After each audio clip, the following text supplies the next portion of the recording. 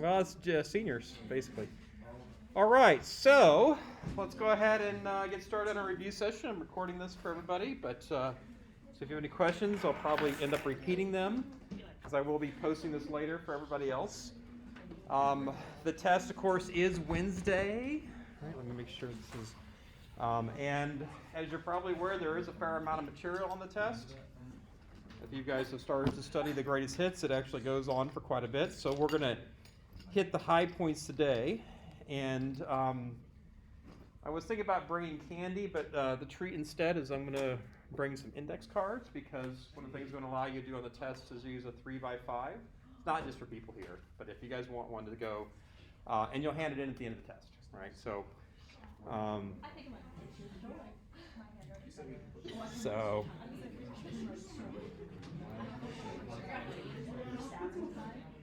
So let me get the.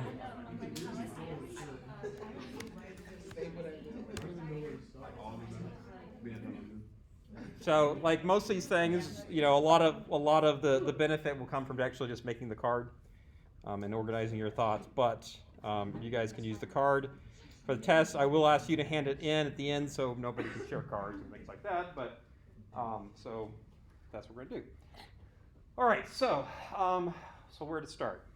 Several different things we could talk about. As you might expect, the Wiggers diagram is going to be a big deal on the chart. Talking about blood pressure is going to be a big deal on the chart. Thinking about the different parts of the conducting pathway and how we establish sinus rhythm are also going to be a very big part of the chart. Ultimately, almost everything we do here is actually sort of related, right? All the Wiggers diagram stuff is related to the conducting pathway. A lot of the concepts we talk about that show up several times are related to each other, so we could really start at multiple places. So I'm going to start with the Wiggers diagram. And so as we discussed, this diagram shows us the pressures we'd see in the ventricles, the atria, or technically just basically the left atrium, and the aorta. So we have something that looks like this. So, pardon me. Ventricular pressure.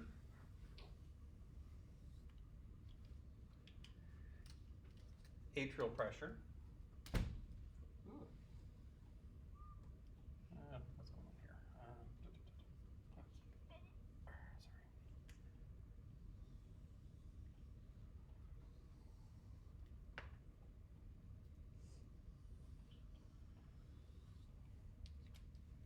And pressure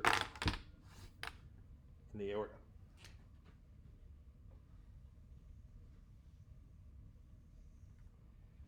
Now, if we look at that, again, what I would suggest you do, if you go through the cards, this is one way to study.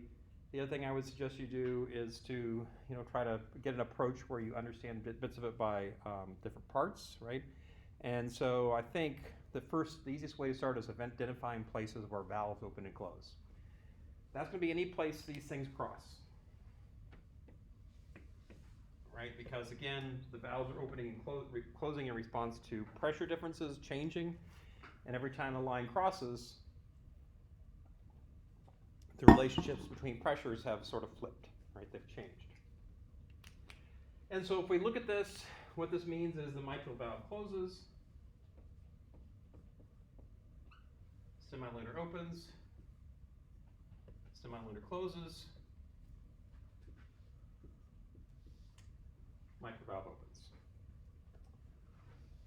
All right, so the other things we could talk about times when atria are in systole or diastole, or times when ventricles are in systole or diastole. Again, diastole refers to losing pressure. Systole refers to gaining pressure. And so if we sort of look at the chart, we could easily say, well, here, the atrium is in systole. The pressure is going up. Here, the ventricle is in systole, right? Here, the ventricle, the pressures are going down or they're remaining low, so the ventricle is in diastole. The atria is in systole for almost all this time. And again, if you go back to homework 1, that's in a way something we talk about where you have these things that are in systole or diastole for long periods of time. we talked about the idea where we had isovolumetric relaxation or contraction of the ventricles. And so what we mean by isovolumetric, well, there's no change in volume. That's really only occurring here and here. Over here, this is isovolumetric contraction. That's isovolumetric relaxation. We have already filled up the ventricle as much as we can by the time we get to here. So is that, we can measure a value here. Would we measure EDV or ESV? EDV, right? We can measure EDV here. So we can measure ESV here. And so that means this area is the time of ventricular ejection. Right? And if we were to measure the blood that came out during this period of time, that would be the stroke volume. So that's mils of blood that came out during ventricular ejection. So, you start seeing where we have some of the stuff we've talked about are already here. All right, so let's think about a few other things. We talked about heart sounds. So we would talk about S1, S2. If we hear any other sounds, what are those called? Murmurs, right? So that would include sounds besides S1 and S2. It would include, like, if you had a weird S1 or weird S2, that can happen as well. But those are all murmurs, unusual heart sounds. We could talk about passive filling and active filling, right? Which one of those is most important for putting blood into the ventricles? Passive or active filling? Passive filling, right? Because if we look at this, we're actually doing passive filling for a long period of time. We only do a little bit of active filling, which is occurring approximately here. Right? So, you can watch the video we're doing, but really what you want to do is you and your buddy or yourself sit down and kind of do all this on your own to kind of put all this together. Now, some other stuff I could put here. And if I ask you to identify points on the test, I'll make things that are very, very clear. So we could also put the P, Q, R, S, and T on this line, right? And if we did that, we'd say, well, the P is related to depolarization of the atria. So that would be approximately here, right? Because if we have depolarization, we know that the pressure is going to go up right after that. The QRS is related to the depolarization of the ventricles, so it'd be approximately here. Again, the exact thing is not too important. And then we talked about the T, well, that's sort of probably right around here, okay? Now, one of the things that's really important in this, we start thinking about the electrical conducting pathway. We have time 0 as the beginning of the cardiac cycle. That really represents the SA node firing and action potential. So really, all the conducting pathway stuff is going on right through here, right? Traveling through the conducting pathway during this time. So let's talk a little bit about that conducting pathway and the idea of a sinus rhythm. Because it's really setting up the electrical signals that are going to make all this happen, okay? All right.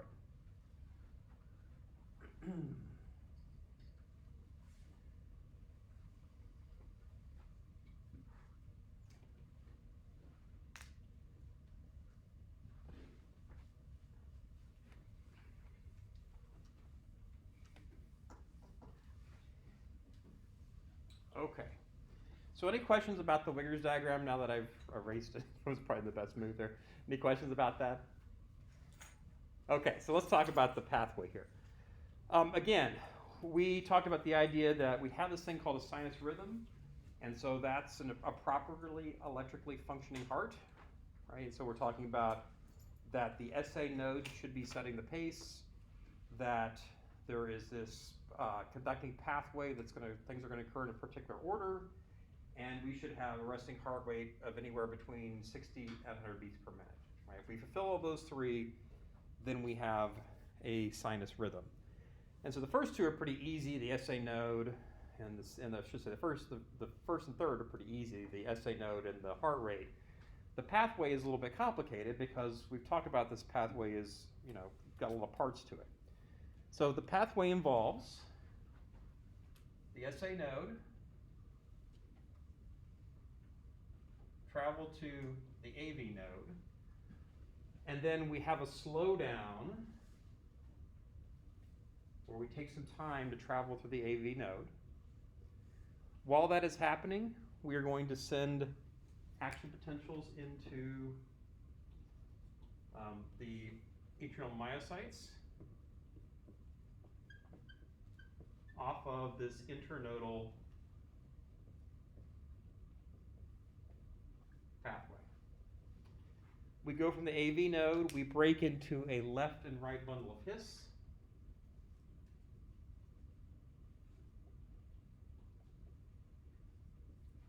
And then into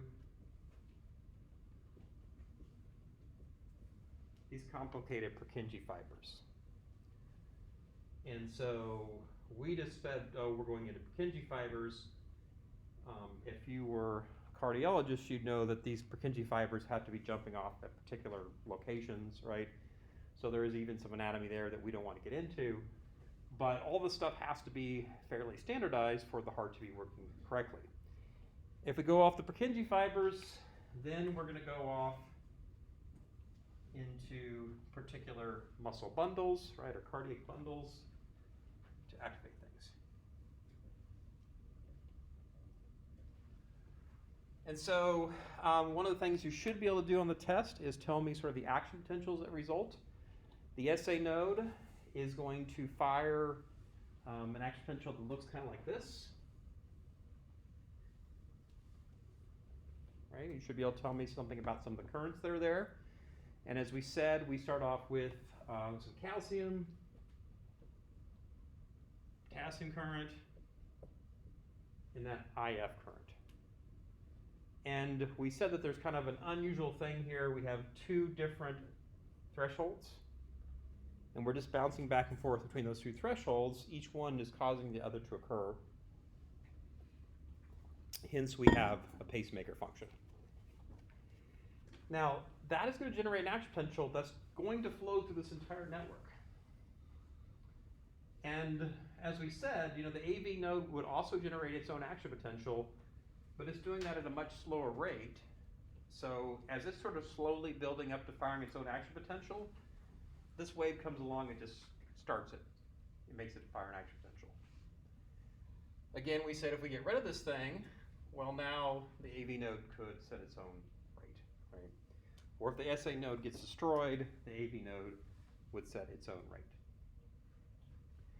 How do we change the rate of these action potentials?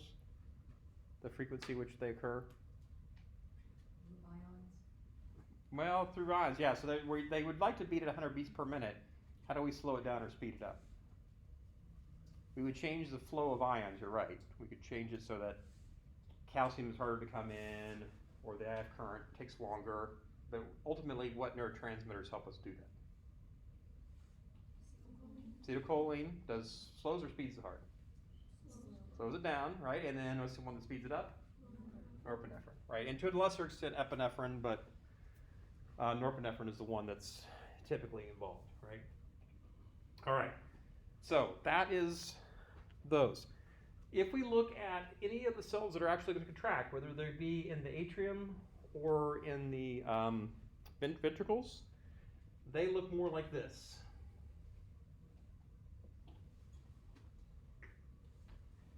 And so they have a sodium current, they have a long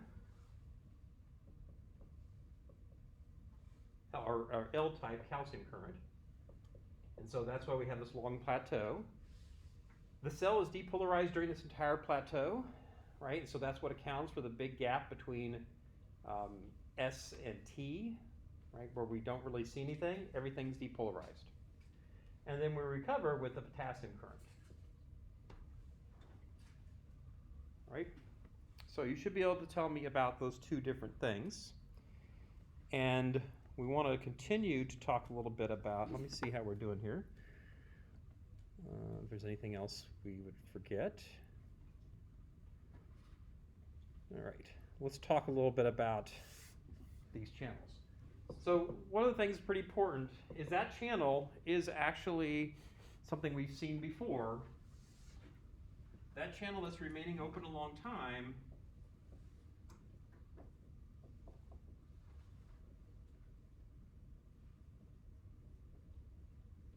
is the DHP receptor slash channel, okay? And so it's letting some calcium into the cell. Now, as you might expect, that calcium can interact with actin-myosin and start to cause contractions.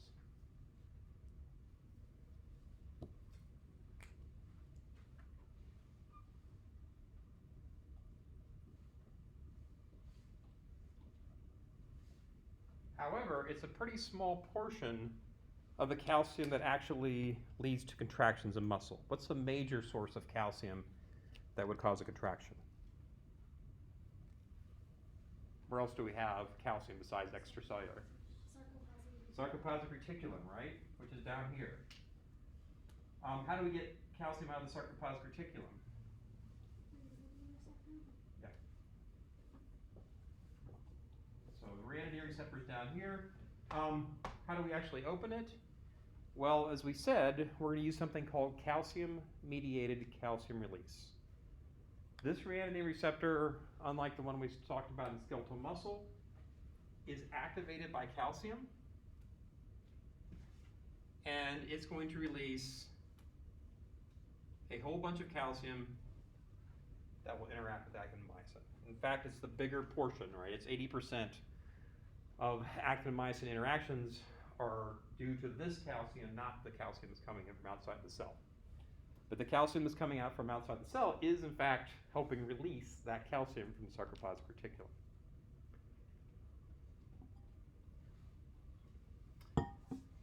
All right, so that's sort of the two different electrical systems.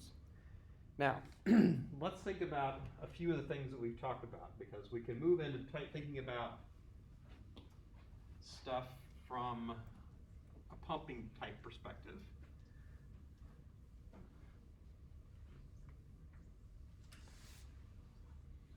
I guess I can. Let's see, do we do, make sure what's in the notes here. Oh, contractility. What's contractility tell us?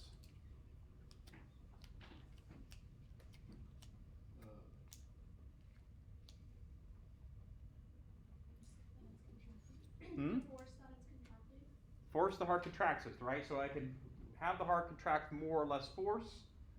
How do I change how much force the heart is going to contract with? Calcium levels in the tissue, right? And so we talked about that could be making the DHP receptor more active, for more able to bring in calcium, or make the ryanodine receptor release calcium more efficiently. Or there are certain drugs that you could take that would change that, right? Positive and negative inotropic agents. But ultimately, it all comes back to calcium. All right. Let me see. Did we do cardiac? Yeah, we did do cardiac output. Okay. So, the other thing we want to talk about is we have to start thinking about the heart. We kind of want to understand the efficiency of the heart. We want to understand how blood pressure is related to the heart. And so the way we're going to do that is start talking a little bit about some equations that we did about cardiac output. And so if we think about our heart, I'm going to draw a simple version of it. We're just going to talk about the left side here.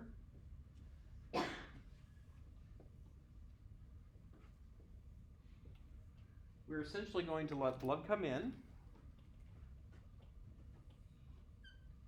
and the amount of blood that comes in can vary. We talked about that as being preload. And then we're going to contract with a certain amount of force and push out a certain amount of blood. That blood is working against the pressures out here in the periphery. It's one of the reasons we care about blood pressure. We call that afterload And the big part of that is the peripheral resistance.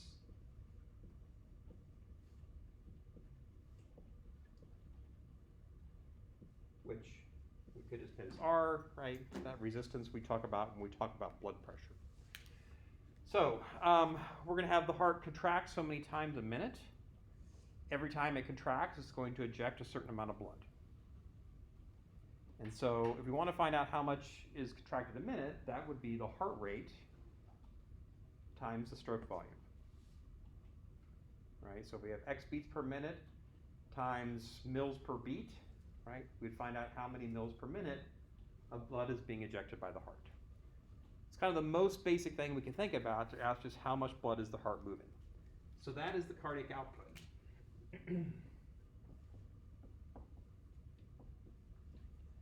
And if we wanted to measure the stroke volume, well, all we had to find out is, well, how much blood came into the heart, EDV, minus how much blood is left in the heart, ESV.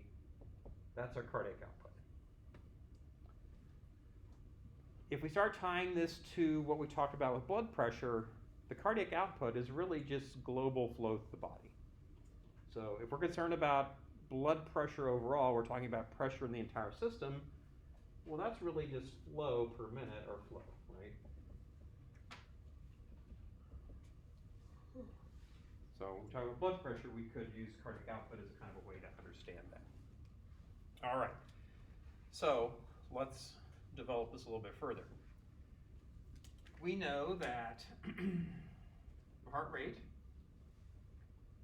times EDV minus ESV is equal to flow.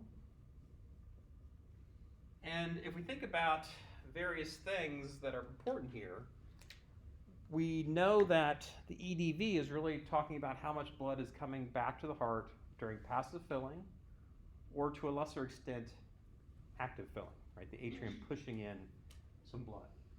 So the value that's really affected here by preload is this value.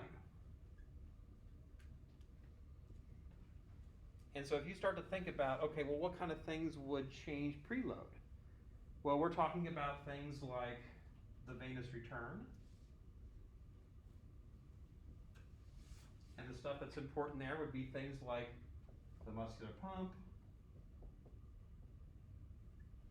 the respiratory pump, the volume of blood we have,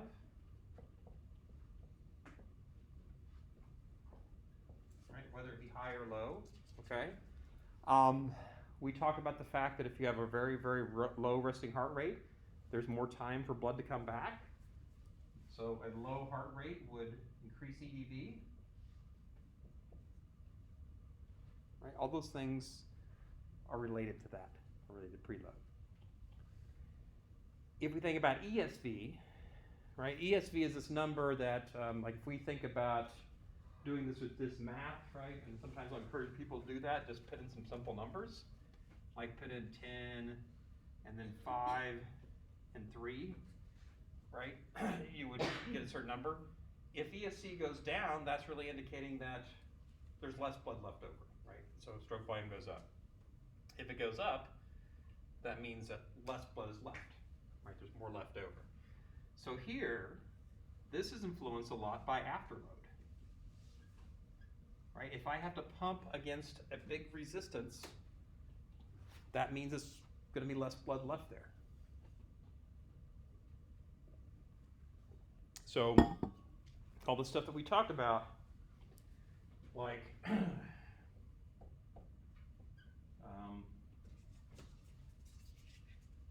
diameter of vessels, right?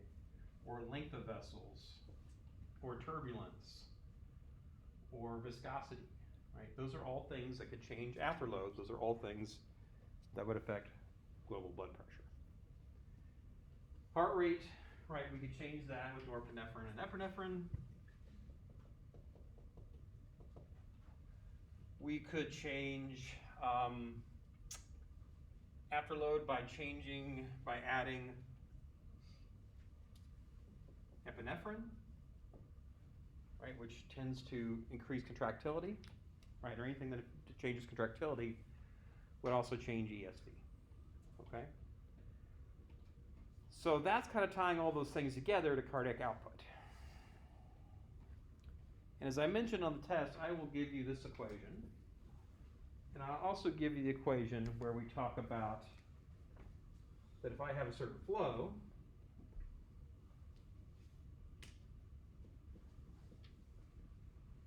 it's going to be proportional to a difference in pressure, right? And again, the difference in pressure is between the heart and the capillaries.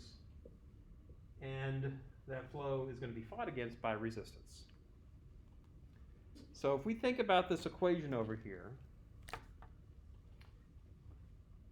if I'm generating a certain amount of flow, or I should say if I generate the product of this is going to generate a certain number, right?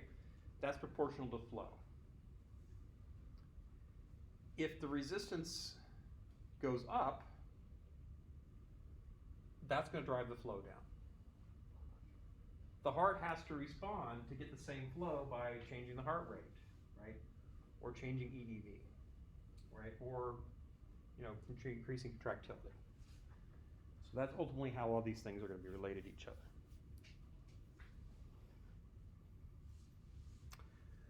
Okay, so before we go into some other stuff, do we have any questions?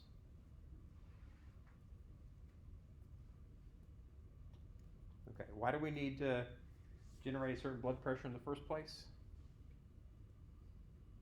We're trying to generate this flow of blood. Why do we need the flow of blood?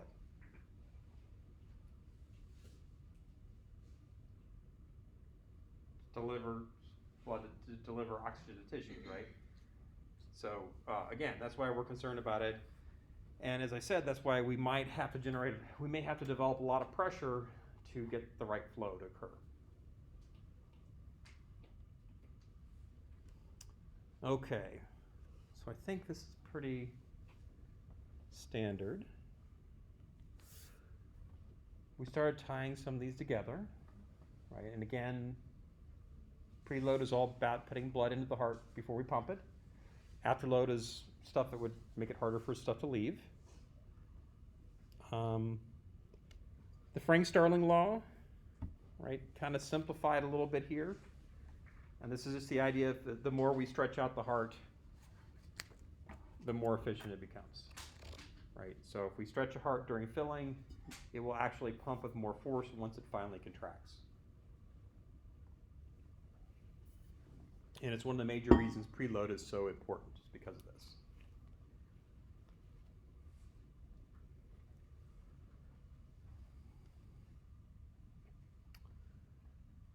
All right, let's see where we're going to go next.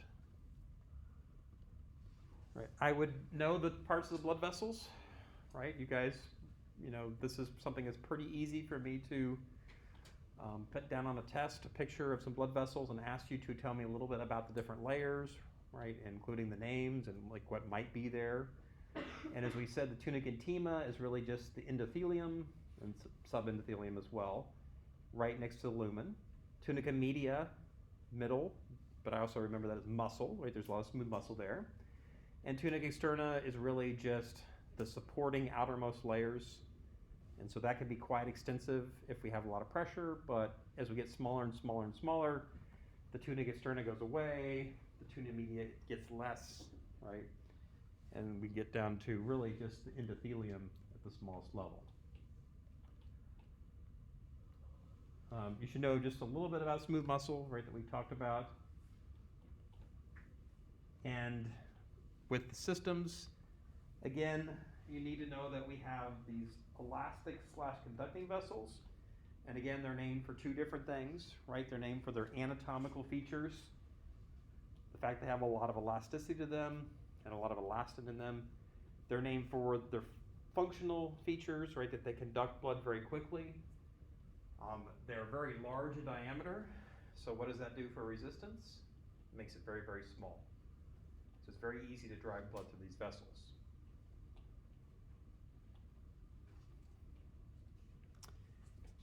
They're also going to display this thing called compliance, right, or distensibility. And so this is the idea that they stretch out when they're filled. If you guys have not watched the video about compliance that I posted You might want to check it out. My niece is thinking that I'm trying to explain how to use a hose, right, for the students, like at Shenandoah. But it's really about the fact that you can see compliance at work, right? Where you have something that's stretchy, it reduces the ultimate pressure that's out there. So that's actually very helpful to have some of this pressure taken up. And it also means that the pressure never quite goes away, right? It actually doesn't just turn on and off. It just kind of ebbs and flows the pressure. So that means there's more of a continuous flow of blood down to the vessels. So both those things are really important. And so we really see that really well in the elastic arteries and in the large arteries. The distensibility goes away once we get down to arterioles and capillaries, and also veins, right? Muscular, again, so-called because they have a lot of smooth muscle. Remember, we talked about the fact that we can cut off blood flow to one area of the body just by causing these smooth muscle here to constrict, right? So we can decide to put blood to our internal organs, like our digestive tract, or we could put it to the limbs, right? We can change that. So because we're taking blood to particular areas of the body, we're distributing it to regions of the body, right? We call these distributing arteries as well.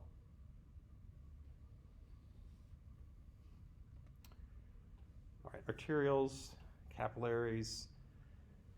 Continuous capillaries, because we will actually talk about the fenestrated capillaries quite a bit later, so I just want you to know about the continuous ones. And so the idea that they're just endothelial cells, there's really not much smooth muscle there. They're held together by tight junctions, right? You should know all that.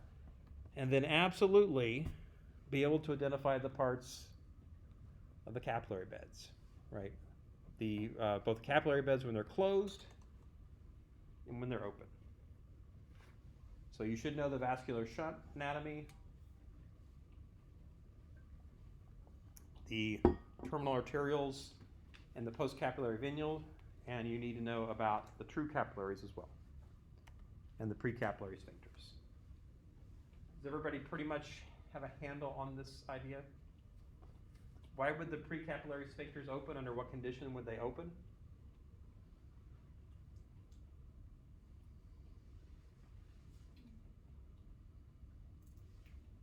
So they're under local factor control, right? They're sensing what's going on in the environment. What's one cue that they might use to say, oh, I need to open up and allow blood to go into the true capillaries? Oxygen.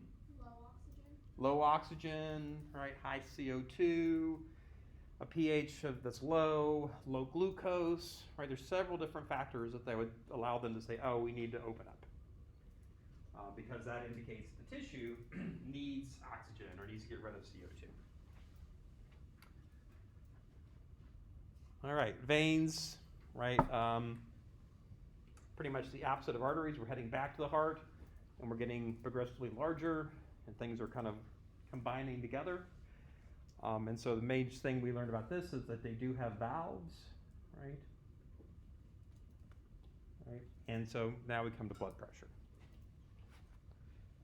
All right, so let's see if we kind of did this right. So again, I'll present this in more than one way. We'll probably have something like the heart rate time EDV minus ESV is flow, right? Flow is proportional delta P over R, right? You'll have two different equations there. So you don't have to bother putting that on your note card. I'll have that on there. And also have the cardiac output is heart rate times stroke volume, okay? All right, so let's talk a little bit about different stuff with resistance, right? And maybe a few other things as we go.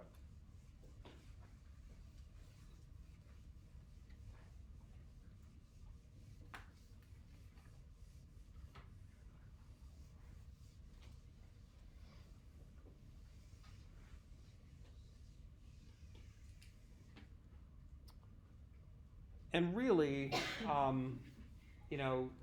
when we talk about this peripheral resistance, and we're talking about blood traveling through vessels, we can think of it really just as a pipe filled with water, right? It turns out the same things we're going to talk about would also apply to air moving through a vent, right? All those things act as fluids. And so we talked about some major things that are going to affect resistance. And we could kind of imagine the idea of a pump that's trying to pump water out of a basement, right, as our example. And we know that if this pipe is small, it's going to be harder for it to pump water out than if it was a larger pipe. So diameter is a really big factor in how much resistance is in this pipe. And the reason that is going to be the case is that if we look at really any of these fluids, and again, air is a fluid in the context of what we're talking about, they're going to follow laminar flow, right? And what that means is things are traveling more or less in lamina, means layers, right? More or less in straight lines. And the speed is going to be higher if we're near the middle, and as we start to approach the wall, the speeds go down, right? So that little cone is really about speed. Well, as we get bigger and bigger and bigger, and the area increases by the square, you have more and more of the pipe that is kind of in the middle, right? Stuff that's going faster is going to be more significant, and stuff that's going to be slower is less significant, because we just have more, it's easier to flow through this pipe. And that's going to mean, and that's going to help a lot with resistance. Now, resistance, we said, follows the fourth power rule. And I guess I should actually make you know the fourth power rule, right? That is that resistance is proportional to 1 over r to the fourth. And as we said, if you do this and start kind of doing the math, right, you'll see that the fact that we have 1 over the r to the fourth is equal to the resistance means that any change in the radius of a pipe, even if it's pretty small, is going to have a pretty dramatic effect on resistance. So that's actually very important. It means that, for example, those big vessels that we talked about, the part of the conducting vessels are going to be able to have blood flow through them very, very quickly, right? It means that if we have an arterial go from this big to that big, that's actually going to be a big change in flow, because resistance is going to change pretty well. So it's a really actually pretty big deal. So, you know, certainly within the range of what smooth muscles can do with vasoconstriction or vasodilation, that can lead to really big changes in resistance, right, and really big changes in flow.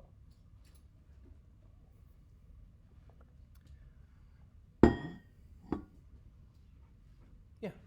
What does the lowercase r stand for? Radius. Yeah. All right. So again, if we were doing this pump and I just had it coiled up in my basement with a whole bunch of extra piping, right, before I ever actually had it run out of the basement, that would be addition to the length of the pipe. That would also increase resistance. And so we said, you know, for body fat, for example, you know, for every extra pound of body fat, you need more blood vessels, right? That's unnecessary length in the system.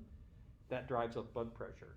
And I think I mentioned that we estimate that to be about 2 millimeters of mercury per 5 pounds of body fat. So that's an example of blood pressure. If we go back to the laminar flow, anytime we disrupt laminar flow, we get resistance. So here's one example of that. Does anybody remember what this is a picture of? This thing right here? It's a significant thing that we use to measure blood pressure. Where's one of the major areas we measure blood pressure? Besides the cuff. You guys remember the carotid sinus? That's a carotid sinus. So this is the internal carotid, external carotid, common carotid. Because of that protrusion, we have this turbulence. And again, that's also a place where we measure blood pressure, that area. So there's natural turbulence, and there's turbulence that's caused by protrusions. So going back to my analogy of the pump in the basement, if I start to, you know, not clean it out, and little deposits of mud and dirt get in there, well, that's going to produce turbulence. It's also going to produce resistance. And that's going to be a problem. Yeah? Why not use diameter instead of radius? Well, I guess you probably could. I don't know what that would do to the equation. Just square the diameter. I don't know if that would work out quite the same. So, because this is, yeah, I mean, you would have to do something different, I think, because, yeah, I'm not sure. Question. I think, yeah. It'd be d divided by 2 to the 4th, so that would be d to the 4th divided by 16. I don't know exactly why. I think we did 16 divided by d to the 4th. Probably do the same thing. I think if you want to, I think that would work. If you want to try that, I think it would work actually. Okay. So, if my basement floods with maple syrup rather than water, and I can't remember, I think it's somewhere in Pennsylvania they had a big maple syrup flood at one point where a maple syrup factory, they had this stuff stored and it like broke and actually like several people died in it. You should Google it. There's a maple syrup flood that happened, right? So if I had to clear out my basement after a maple syrup flood, I would have to, the pump would have a hard time doing that, right? There's going to be more resistance as viscosity goes up. So again, we said that doesn't happen too much, right? Okay. All right, so we've talked about the muscular pump and respiratory pump, okay? Now, one classic example that we can give that would kind of tie some of this together is, let's imagine that I run a marathon. Just use your imagination a lot on that one. And I'm just like, I don't have time to drink any water, right? I don't have time to drink any water. So I'm just going to do this marathon. I'm going to not eschew the water. And I'm just running along. I get to the finish line, I stop, and I start walking, and I collapse, right? From low blood pressure, right? So there's two things to think about here. So first of all, why did my blood pressure go down so much? There's not enough water in the blood.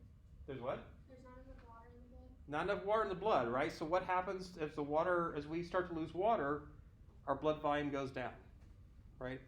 If we think about our equation,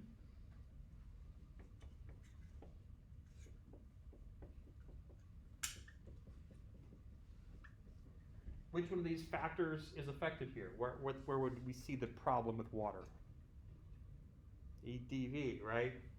Really, the preload is going to go down because the volume has gone down in the blood. Right? The viscosity would also change as well, right? So that would also be a factor. But preload has gone down, right? And so that's why my blood pressure is so low. Now, that doesn't really reveal itself until I start walking around. What is it about me walking around rather than running that means my blood pressure actually falls?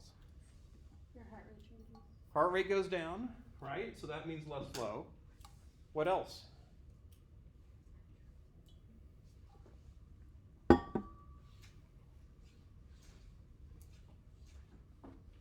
What if my heart rate could just, the same thing might also happen if my heart rate stayed high. What else affects preload that makes it more efficient when I'm running? Maybe the muscular pump.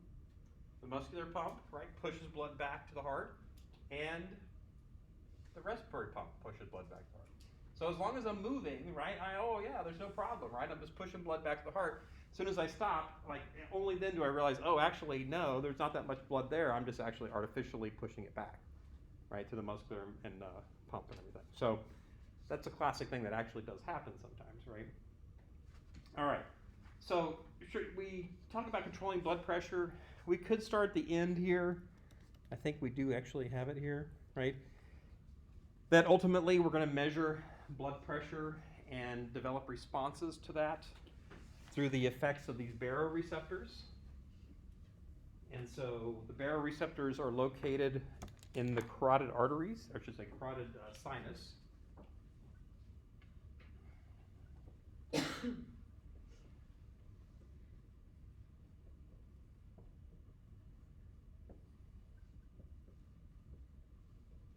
And the aortic arch, right? They are, in a sense, going to measure blood flow to the brain and blood flow to the body overall. As we said yesterday, one of the things we want to do is avoid syncope, which is fainting. So the most important of these is going to be the carotid sinus, right? If there's ever disagreement, the carotid sinus is going to make the calls. And the other place we're going to measure blood pressure is at the level of the kidney.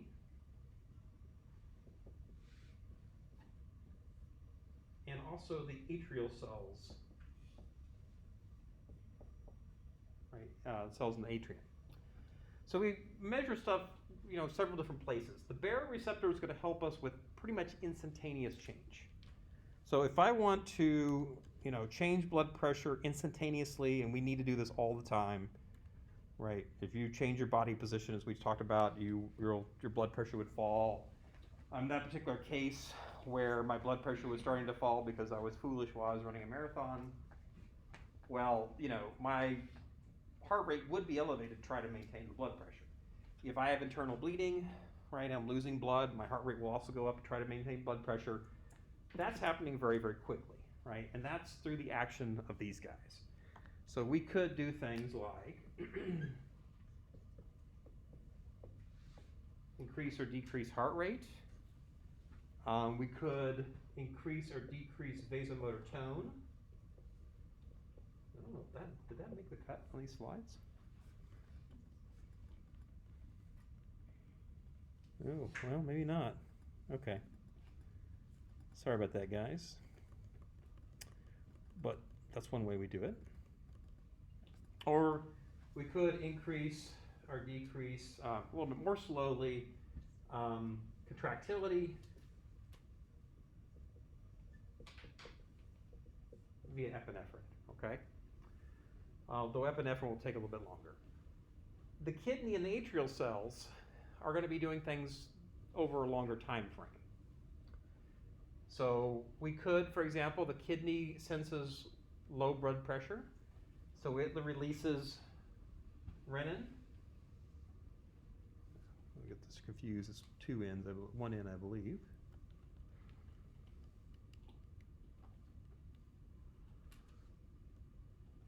Yeah, one end renin. That leads to angiotensin II. The atrial cells, right, when they're stretched, they release AMP. Those are going to have big effects on the blood pressure because they're either going to tense up or cause to relax a lot of the smooth muscle throughout the body. And the area where they're going to have the most impact is on all those arterials that we talked about that are kind of really important for these long-term things. Now, if those hormones stay around for a long period of time, then they're going to start changing blood volumes. So angiotensin II, for example, will lead to more aldosterone. And so that is going to keep sodium in the blood, right, rather than the urine. And so as we start to pee less, we're going to retain more water, blood volumes are going to go up. Ultimately, that's going to increase preload. AMP blocks aldosterone. So what we would see is there's less sodium in the blood,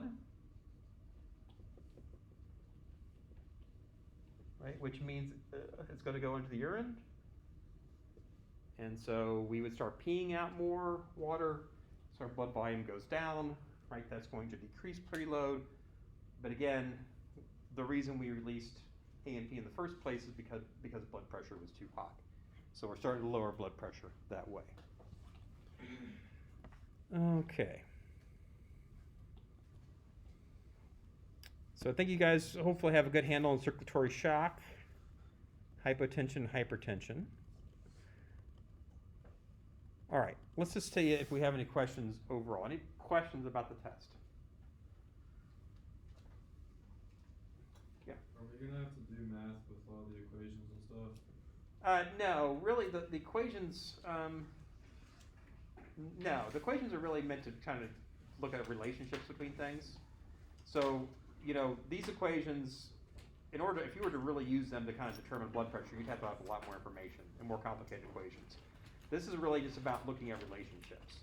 So that's why sometimes I say if you plug in fake numbers, right, and think about them going up and down, what effects they'd have, that could be helpful, but you're just kind of looking for the relationships, right? And that's the equations can help you with that, yes? Are we allowed to print, like, you know, stuff like a bad handwriting printed card? Yeah, I guess, I mean, with it, yeah. I mean, people can write smaller than they can typically print out, right? But we'll see. But yeah, if you have very bad handwriting. But you know, I think actually, you know, as I said, a lot of this is kind of thinking about what's on the card, and that helps you organize your thoughts. Yeah. Yeah, you can do both sides. Yeah. So again, just to be clear on the cards, it's, you know, standard 3x5. I do have some up here. Some are totally no lines. I have a few that are lined. You're more than welcome to take one. Also bring some to class tomorrow. And then, you know, it can be front and back, and you're just going to basically hand it in. You're going to put your name on it and hand it in with your test, right? And you can put your name on it at the end if you want to save that little bit of space there. So that's to make sure that people aren't sharing cards, right? And everybody's trying to make their own, which is really where the value of this comes, right? All right, so thanks for coming out tonight, and I will see you guys tomorrow morning. May I have one, please? Sure. What? You're welcome.